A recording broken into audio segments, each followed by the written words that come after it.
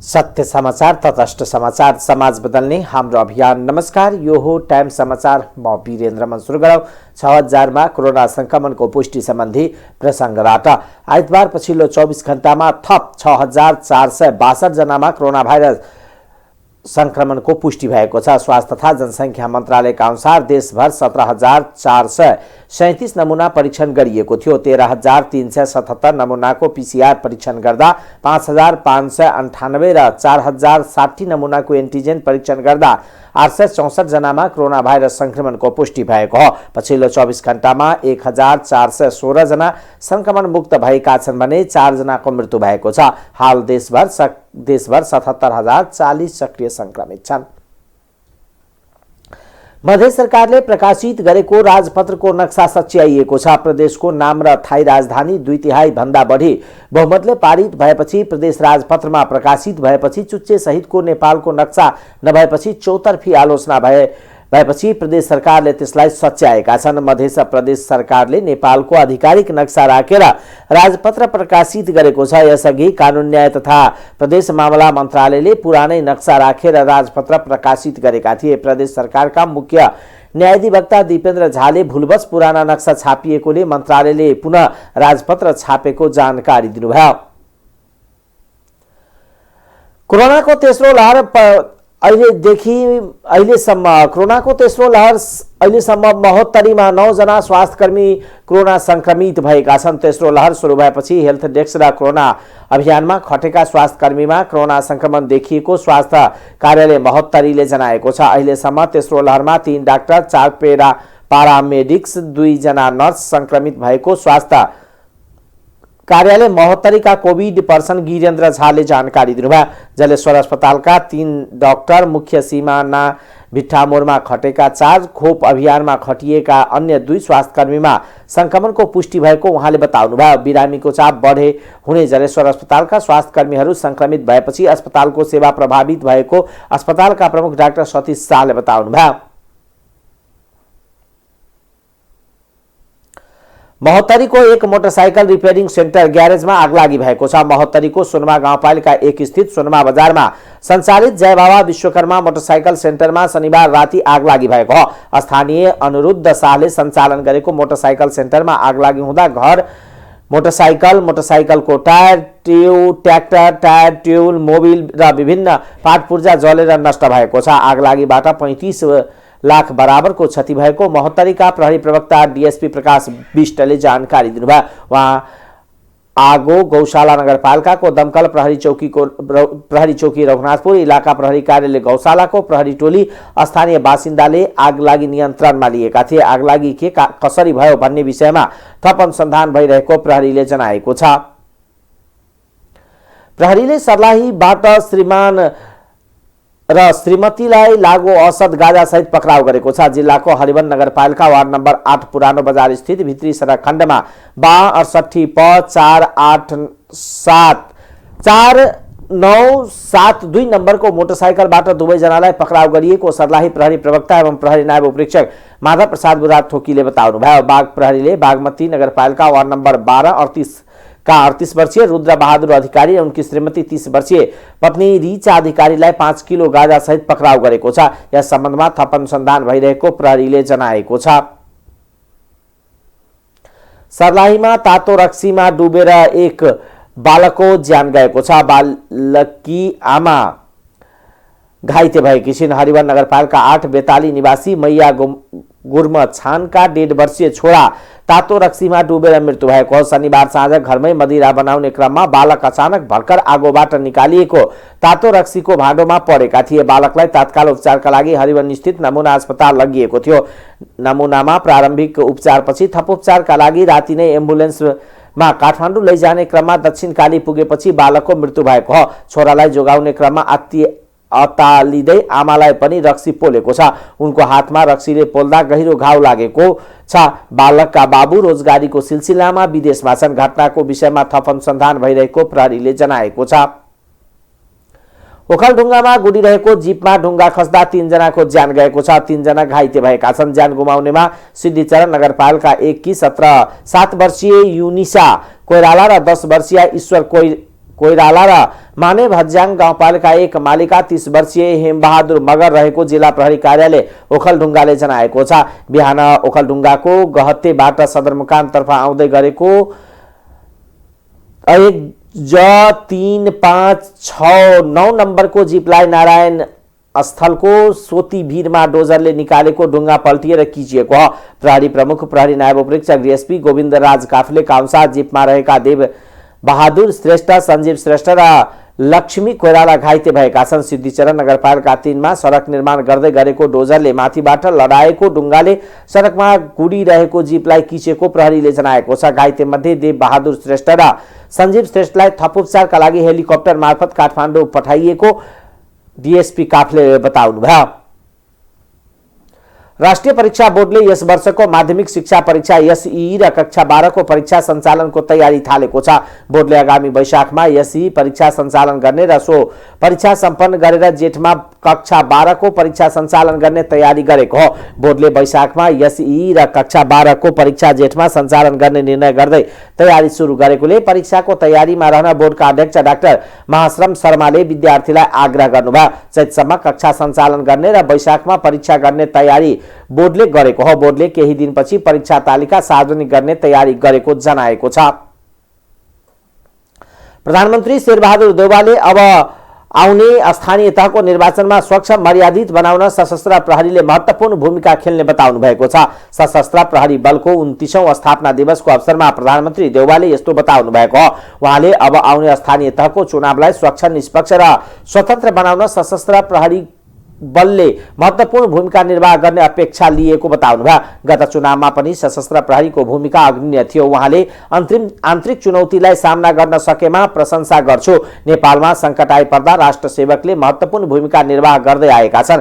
चाहे भूकम्प होस् वा बाढी पहिरो लगायतमा राष्ट्र सेवकको वृद्धि विकासमा सरकारले सहयोग गर्ने र सरकारले आवश्यक गृह कार्य गरिरहेको बताउनुभयो। राष्ट्रिय सुरक्षाका रूपमा रहेको सीमा सुरक्षामा खटिएका सशस्त्र प्रहरी बललाई धन्यवाद दिनुभयो।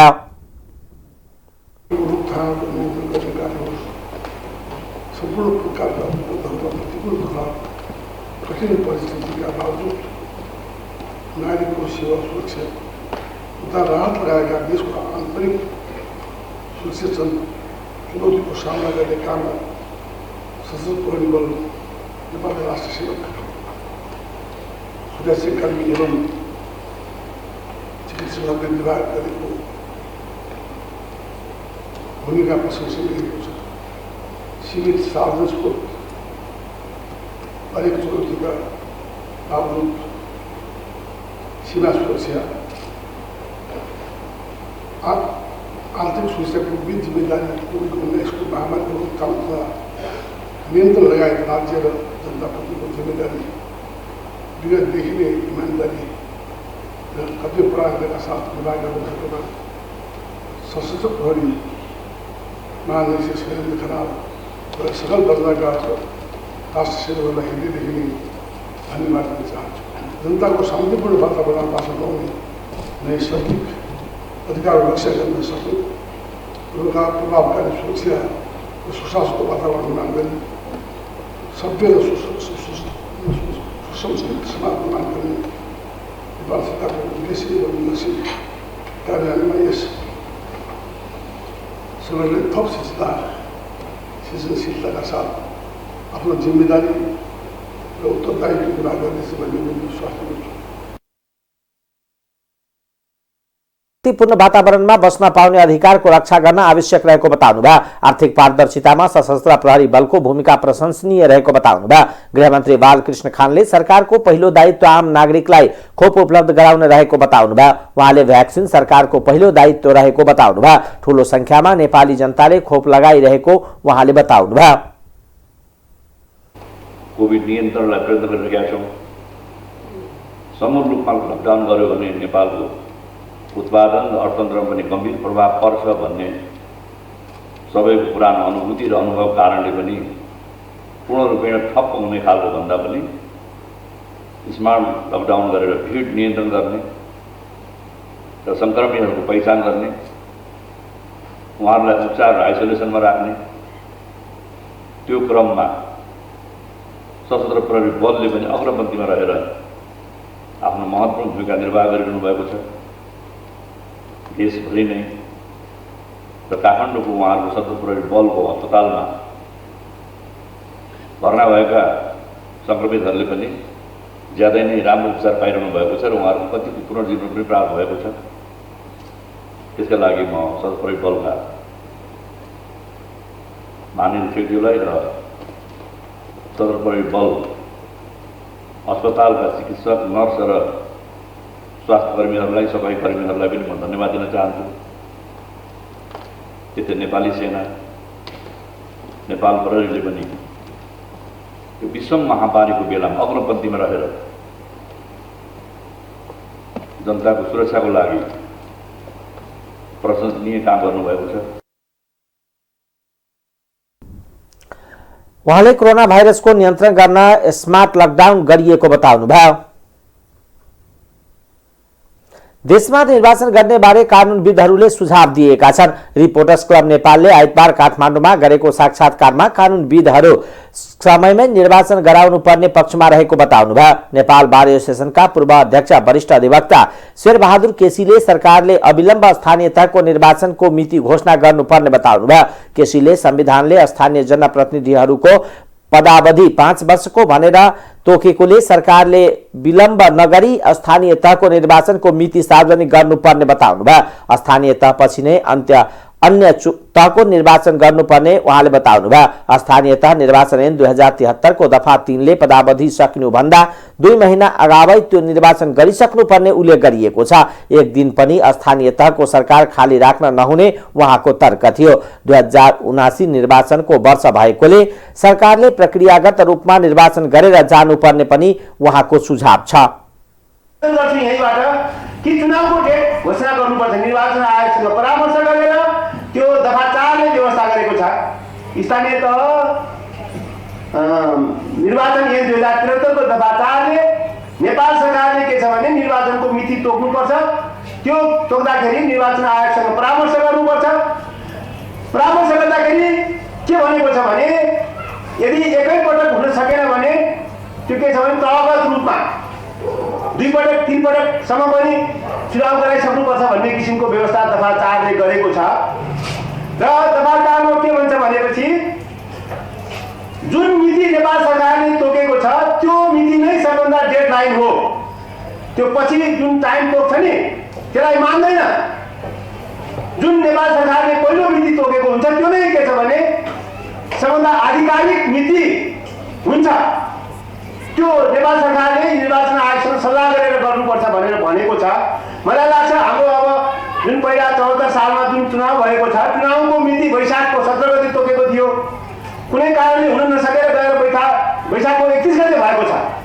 त्यो के छ भने त्यो एउटा तपाईँको कट अफ डेट 5 वर्षको लागि त्यो नै हो अन्तिम। अब चरणबद्ध अरू इलेक्सन गरायो त्यसको मतलब छैन। जतिसुकै गराएपछि पनि त्यो डेडलाइनलाई नै के छ भने एउटा कट अफ डेट भनेर मानेको छ ऐनले दफा 4 ले।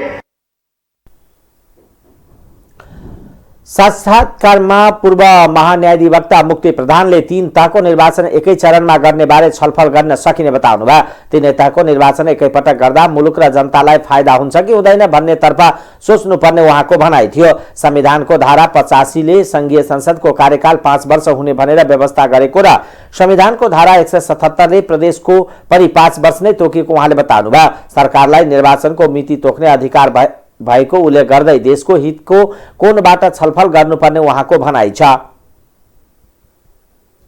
यस्तो हुनु हुँदैन भन्ने चाहिँ मलाई लाग्छ।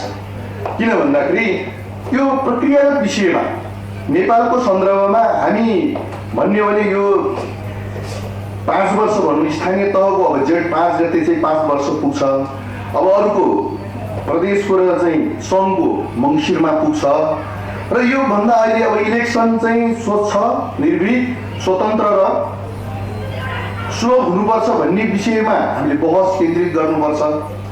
अबको इलेक्सन चाहिँ के हो भन्दाखेरि कसरी मितव्ययी हुन सक्छ, कसरी त्यसलाई चाहिँ स्वतन्त्र, कसरी बिना खर्च सहज, सरल र प्रभावकारी निर्वाचन गर्ने भन्ने विषयमा हामीले छलफल गर्ने क्रममा ऐन बाधक छ कि संविधान बाधक छ कि अग्रगामी कसरी हुन सक्छ, सबै हाम्रो चाहिँ के छ भनेदेखि जुन निर्वाचन प्रणाली छ, मिश्रित निर्वाचन प्रणाली, स्थानीय तहको हकमा प्रत्यक्ष निर्वाचन प्रणाली पनि छ। त्यसैले यो सबै निर्वाचन प्रणालीको हकमा हामीले चाहिँ छलफल गर्नुपर्छ। हामी गाली गलौज एकले दोस्रोलाई चाहिँ के छ भने विभिन्न कोणबाट आलोचना गर्ने अनि उनीहरूको नियत र चाहिँ के छ भने मतमा शङ्का गर्ने यो कल्चर अब हटाउनुपर्छ। अस्थिरता पैदा गर्दै आफू सत्तामा जसरी पनि रहने, जसरी पनि जाने, टिक्ने, यो नभए त्यो, यो किसिमको दृष्टिकोणले म सबै अमुक राजनीतिक पार्टीलाई चाहिँ मैले चाहिँ के छ भने एकैचोटि म के निवेदन गर्न चाहन्छु भने यो कल्चरलाई हामीले थाकिया, यो कल्चरतिर नजाऊ। अब देशलाई हित गर्दैन यो कल्चरले। त्यसकारणले जनताको मन जितौँ, प्रतिस्पर्धा गरौँ, एकैचोटि भए पनि सहमतिमा गरौँ, छलफल गरौँ। तर आरोप र प्रत्यारोपको ढङ्गले चाहिँ कसैको नियत प्रवेश गरेर चाहिँ कुरा गर्ने त्यो चाहिँ के छ भन्दाखेरि यो सैद्धान्तिक रूपले मैले उठाएको कुनै पार्टी विशेषप्रति पनि मेरो लक्षित छैन। त्यसैले हाम्रो चाहिँ संविधानको धारा 85ले यो सङ्घ चाहिँ के छ भने सङ्घको जुन कार्यकाल 5 वर्ष तोकिया छ, धारा 177ले 5 वर्ष तोकिया छ प्रदेशको, र त्यस्तै गरिकन धारा 216(6) ले पनि स्थानीय कार्यपालिकाको 5 वर्ष तोकिएको छ। धारा 225ले स्थानीय व्यवस्थापिकाको अवधि तोकिएको छ। अब त्यो चाहिँ के छ भन्दाखेरि अब राजनीतिक पार्टीका नेतागणहरूले अनि चाहिँ पोलिटिकल कार्यकर्ताहरूले अनि त्यसपछि विज्ञहरू, कानुनविदहरू, अधिवक्ता, वरिष्ठ अधिवक्ताहरूले र चाहिँ के छ भने आम जनताले यो संविधान र यो कानुनको व्यवस्थाहरूलाई उनीहरूले हेरेर छलफल त गर्न पाउनु पर्यो नि। पूर्व महान्याधिवक्ता रमेश बरालले वैशाखमा स्थानीय तहको निर्वाचन नगर्ने र पर धकेल्ने कुरालाई नेपालमा अस्थिरता सृजना गर्नका लागि गरिएको खेतीको संज्ञा दिनुभयो। स्थानीय तहको निर्वाचन यो मितिमा नगरे अरू कुनै पनि मितिमा सार्नुपर्छ भनेर भन्नुको अर्थ स्थानीय तहलाई भ्याकुममा राख्नुपर्छ भन्ने टिप्पणी छ।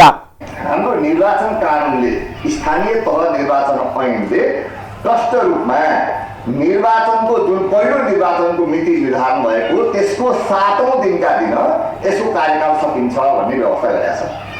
त्यो ऐन आजका मितिसम्म यथावत छ। ऐन यथावत भएसम्म यसलाई चुनौती दिन सक्ने अवस्था रहँदैन, त्यसलाई पालना गर्नुपर्छ। त्यसैले जेठको 5 गते भनिएको कारण के थियो? पहिलो निर्वाचन भएको गएको 5 वर्ष अगाडि 2074 साल वैशाख 31 गते हो। त्यसको 7औं दिन अर्थात् जेठको 5 गते तोकिएको हो। यस कारणले भनिएको। यसैले स्थानीय तहको निर्वाचन यो मितिमा नगरेर अरू कुनै मितिमा सार्नुपर्छ भनेर भन्नुको अर्थ स्थानीय तहलाई भ्याकुममा राख्नु हो। अर्थात् यसमा चाहिँ शून्य अवधि सिर्जना गर्नु। शून्यतामा लिएर गइसके पछाडि नेपालमा चलखेल गर्न चाहने तत्त्वहरूलाई उपयुक्त समय, उपयुक्त प्लेटफर्म सिर्जना हुन्छ। उहाँले स्थानीयता निर्वाचन सम्बन्धी कानुनले स्थानीयताको निर्वाचन भएपछि मतगणना स्थानीय तहमै गर्ने व्यवस्था मिलाएको उल्लेख गर्नुभयो। स्थानीयताको निर्वाचन पर धकेल्ने कुरा गर्नु भनेको असंवैधानिक र गैर कानुनी भएको उहाँको आरोप छ। नेकपा एमालेका अध्यक्ष केपी शर्मा ओली र उनी पत्नी राधिका साक्यलाई कोरोना संक्रमण भएको छ। कोरोना देखिएपछि दुवैजना अहिले बालकोट स्थित निवासमा आइसोलेसनमा रहेको पूर्व प्रधानमन्त्री ओलीका प्रेस संयोजक रामशरण बजगाईले जानकारी दिनुभयो। बजगाईका अनुसार दुवैजनाले सुरुमा एन्टिजेन विधिबाट कोरोना परीक्षण गर्दा पोजिटिभ आएको थियो। त्यसपछि पीसीआर विधिबाट गरिएको परीक्षणमा पनि कोरोना संक्रमण पुष्टि भएको हो। एमाले अध्यक्ष ओली यसअघि 2वटा लहरमा जोगिएका थिए, तर तेस्रो लहर उचाइतिर जाँदै गर्दा ओलीलाई पनि संक्रमण देखिएको हो। पछिल्लो केही दिनता कुनै सार्वजनिक कार्यक्रममा सहभागी नभई ओली बालकोटमै आराम गरिरहेका थिए। एमालेले ओलीलाई संक्रमण भएको बारे वक्तव्य मार्फत जानकारी दिएको छ। प्रमुख प्रतिपक्षी दल नेकपा एमालेले वर्तमान गठबन्धन सरकारले पालिकाको चुनाव सार्ने बहानाबाजी खोजिरहेको आरोप लगाएको छ। नेकपा एमालेका अध्यक्ष केपी शर्मा ओलीले वक्तव्य निकालेर पालिकालाई चुनाव सार्ने बहानाबाजी आफूलाई कुनै पनि हालतमा स्वीकार्य नहुने बताउनु भएको छ।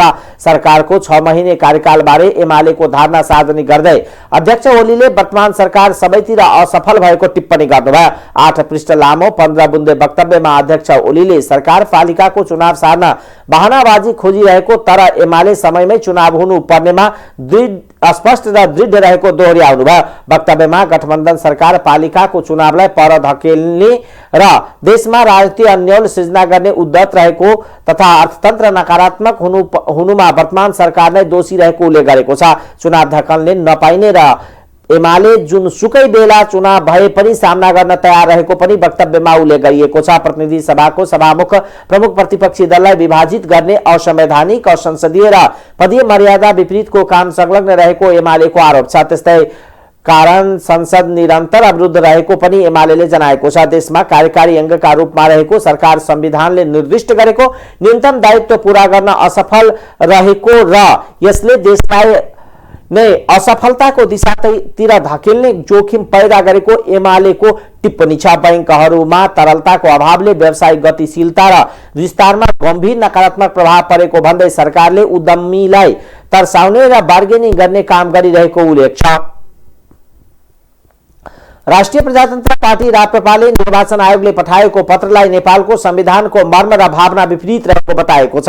पार्टी अध्यक्ष राजेन्द्र लिङदेलको अध्यक्षतामा आइतबार बसेको पदाधिकारी बैठकले यस्तो ठहर गरेको हो। निर्वाचन आयोगले राप्रपाको विधानको प्रस्तावनाको बुन्दा 4 मा उल्लेखित सनातन धर्म, हिन्दू राष्ट्र एवं राज संस्था सहितको प्रजातन्त्रको मान्यता वृद्धि गर्न र कायम गर्न भन्ने वाक्यांश संविधानको प्रस्तावना एवं भावनाको प्रतिकूल देखिएकोले सो वाक्यांश हटाई नेपालको संविधानको धारा 269 तथा राजनीतिक दल सम्बन्धी ऐन 2073 अनुकूल हुने गरी उल्लेख गर्नुहुन भनी पठाएको पत्र नेपालको संविधानको मर्म र भावना विपरीत भएको राप्रपाको ठहर 6 निर्णयमा भनिएको छ।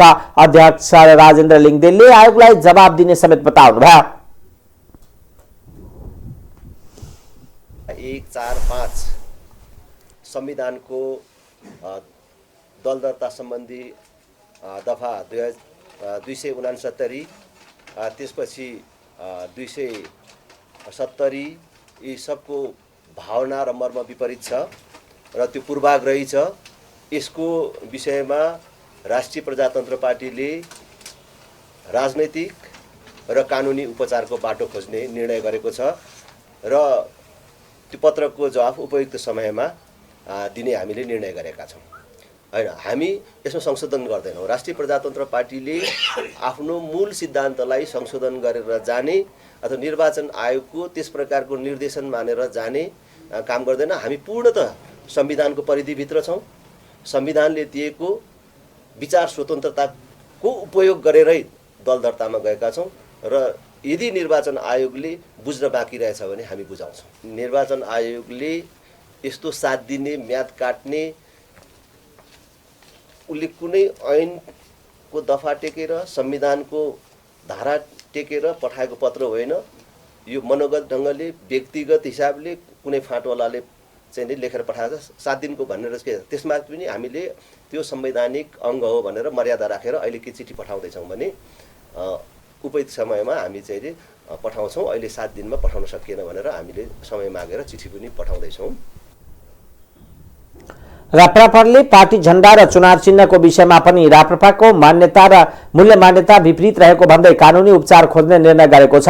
निर्वाचन आयोगले राप्रपालाई पत्र काट्दै हिन्दू राष्ट्र र राज संस्था शब्द विधानबाट हटाउन निर्देशन दिएको थियो। पूर्व प्रधान न्यायाधीश मोहन प्रसाद शर्माको निधनमा आइतबार देशभरका अदालत बन्द रहेको थियो।